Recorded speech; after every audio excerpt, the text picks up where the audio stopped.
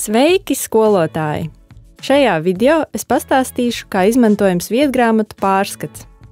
Šeit varēsiet ērti veikt visu aktīvo vietstundu pārvaldīšanu vienu vietu.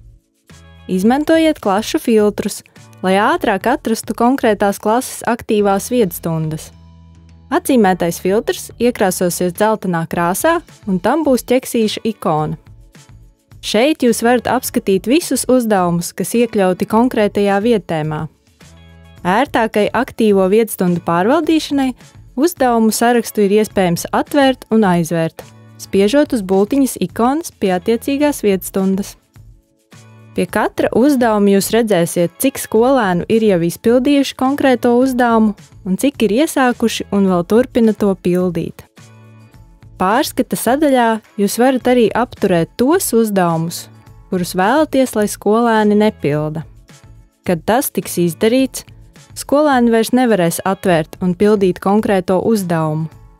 Apturētos uzdevumus jūs varat atkal atļaut pildīt, un tad skolēniem tie būs pieejami pildīšanai. Pārskata sadaļā jūs varat apskatīt arī izpildīto uzdevumu rezultātus. Izvēlieties jums interesējošo uzdevumu, un jūs redzēsiet, kā skolēniem veicies tā izpildē. Ja vēlaties noslēgt tēmu, varat to izdarīt šeit, spiežot uz pogas Beigt tēmu.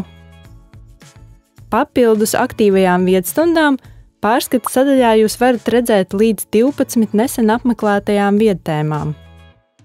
Spiediet uz pogas Atvērt vēl, lai redzētu vairāk tēmu.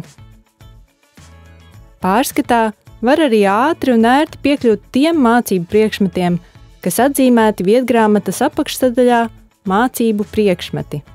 Uzspiežot uz pluszīmes, nonāksiet šajā sadaļā un varēsiet atzīmēt vēl citus mācību priekšmetus.